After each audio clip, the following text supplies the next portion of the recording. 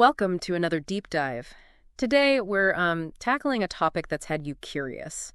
Polymaths.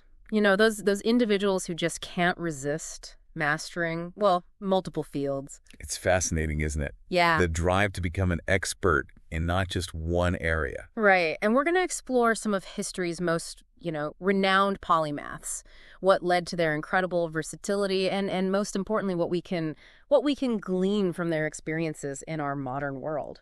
And I think what's really captivating about this is it's far more relevant to you Sure. than it might seem at first. Oh, absolutely. Because as we'll see, I think as we delve into the lives of these exceptional individuals, you're going to discover insights that can really ignite your own creativity, your own adaptability. And these are skills that are just paramount in our rapidly evolving world. Okay, so before we journey into the past, let's clarify what we really mean by polymath.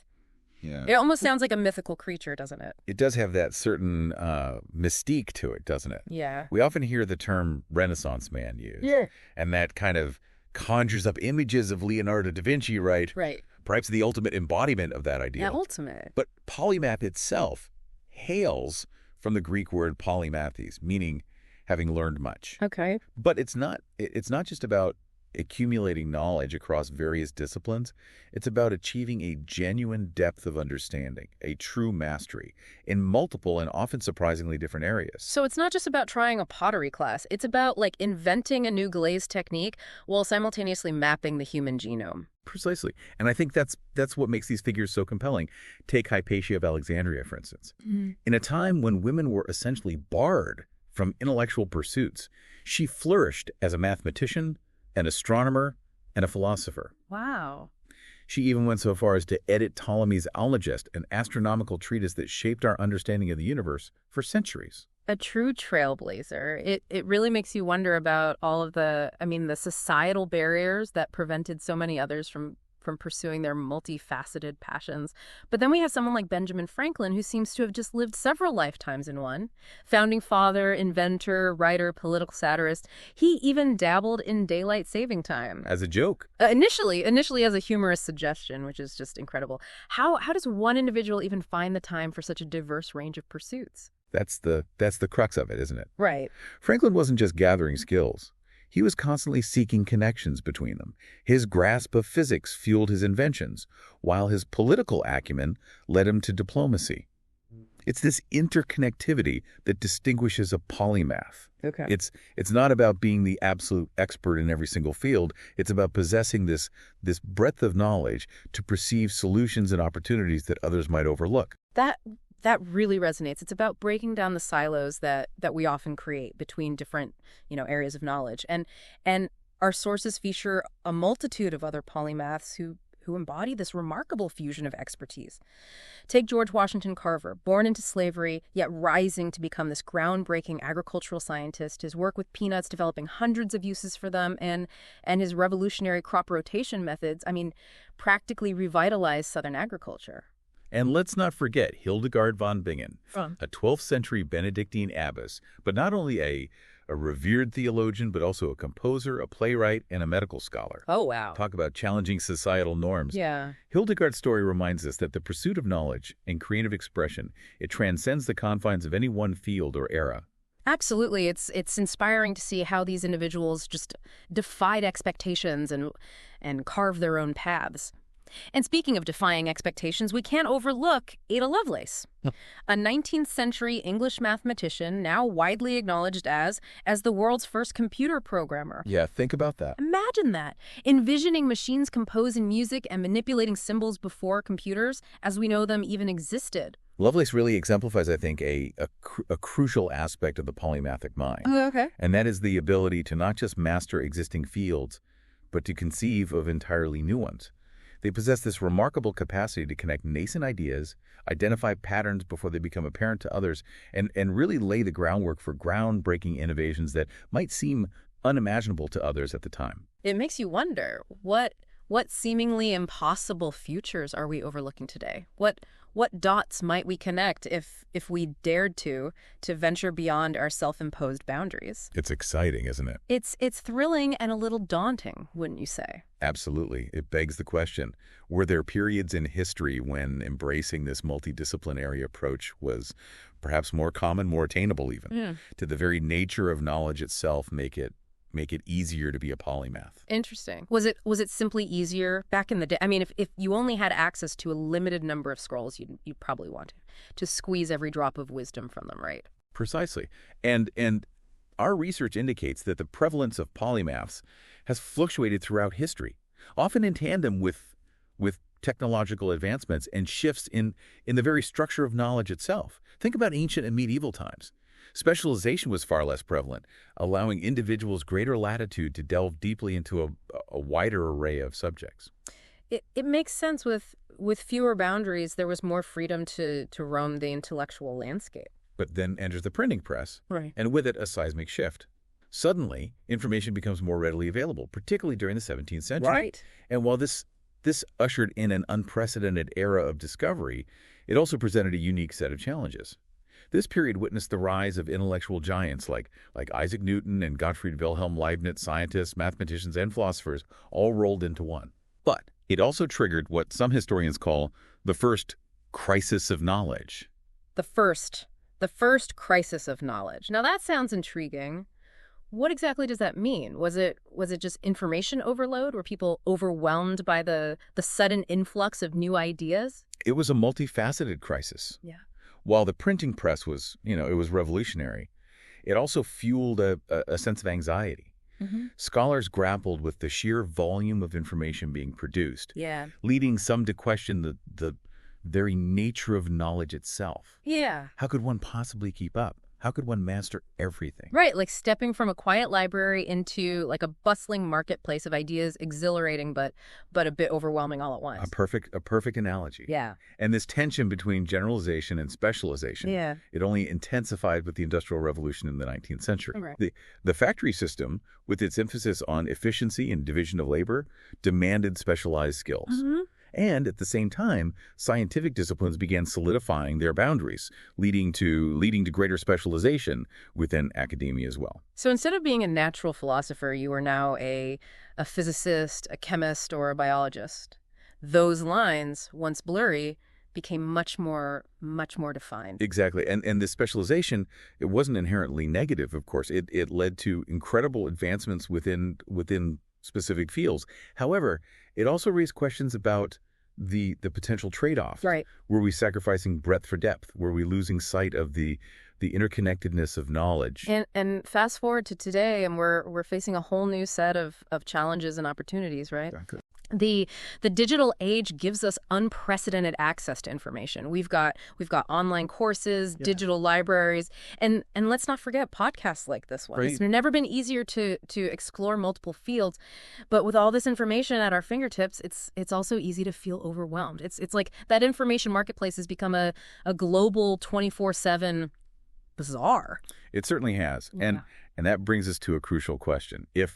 If access to information isn't the primary obstacle, then what is truly limiting polymathic abilities in the 21st century? Right. Is it simply a matter of time management? Are we too bound by societal expectations that kind of pressure us towards specialization?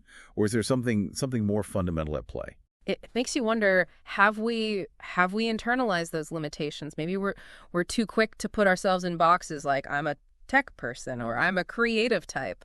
Do we limit our own potential by accepting these labels? It's a possibility worth considering, and our sources even highlight how this relates to career success in the modern world. Okay. As automation increasingly reshapes industries and demands new skills, this adaptability and the ability to connect these seemingly disparate fields, these are becoming invaluable assets. So what does this all mean for our listeners? Why should someone listening right now care about polymaths beyond their, fascinating historical stories? Because the value of a multidisciplinary approach is, it's more relevant today than ever before. Yeah. Our sources provide compelling examples of how how connecting the dots between diverse fields has led to groundbreaking innovations throughout history. Take Charles Darwin, for instance. Yeah. He drew insights from geology and economics alongside his biological observations to formulate his theory of evolution. And Da Vinci, it wasn't just artistic genius that made his paintings so lifelike. His deep understanding of human anatomy, gleaned from his dissections, directly informed his art. Those muscles in the Mona Lisa are no accident. Exactly. That's the power of connecting these seemingly disparate fields. And this ability to synthesize information from multiple sources. This is becoming increasingly crucial in our rapidly changing world. Yeah. Think about it.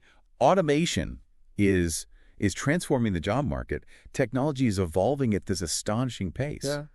The skills that will truly set you apart in this environment are adaptability, creativity, and the ability to see that bigger picture. All hallmarks of the polymathic mind. So are we saying that everyone needs to become like a modern day Da Vinci? That's a bit intimidating. Not at all. You don't need to become a master in everything. Okay. It's about cultivating curiosity across disciplines, even if it's just dabbling. Okay, so I don't have to quit my job and enroll in astrophysics and culinary school simultaneously. Not unless that's your passion. Okay, good. The key takeaway here is this. Don't be afraid to explore those seemingly random interests. You never know what connections you'll make or what new ideas might emerge.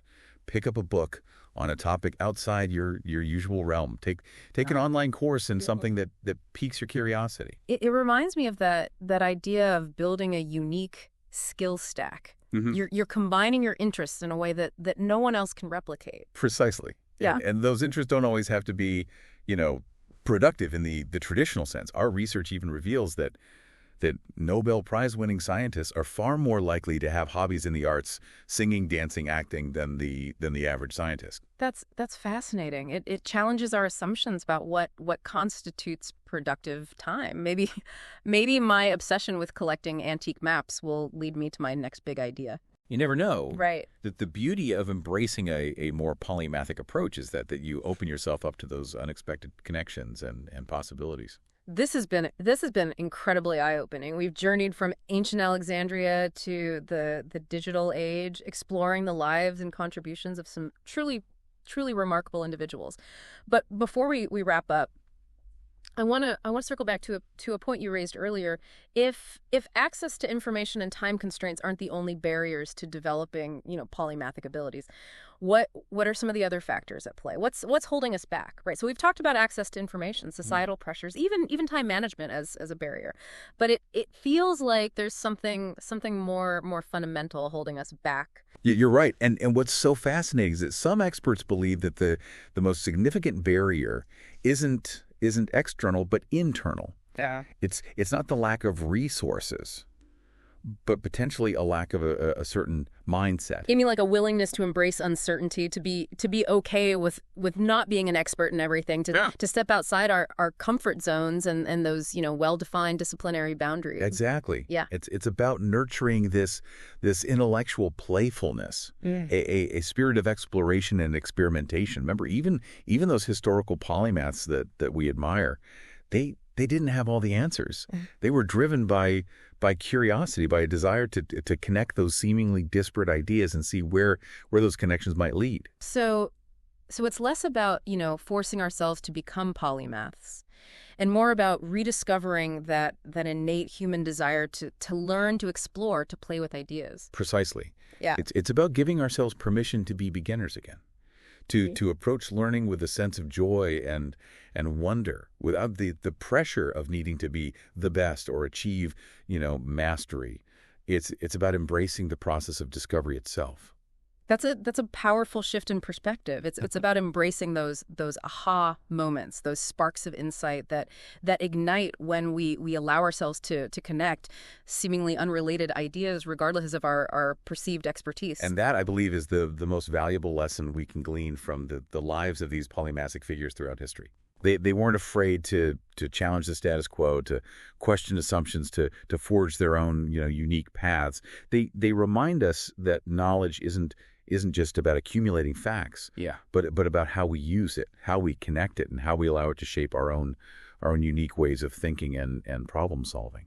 So it's not about trying to replicate their achievements, but rather about emulating their mindset, their approach to learning and discovery. Precisely. It's about recognizing that the potential for polymathic thinking, it resides within each of us. Mhm. It's about tapping into that potential and using it to navigate our own, complex and ever-changing world. This has been such a thought-provoking deep dive. We've journeyed through history, explored the lives of remarkable individuals, and uncovered, I think, some surprising insights about the nature of knowledge itself. And we've discovered that the polymathic spirit, it isn't confined to the pages of history books, right? Mhm. It's a flame that burns brightly within each of us, waiting to be kindled. Absolutely. So to our listener, as you go about your day, we leave you with this. What seemingly unrelated interests, passions, or curiosities might you weave together to create something new, something innovative, something uniquely your own? Remember, the possibilities are limitless. Embrace your curiosity, challenge your assumptions, and never stop connecting the dots.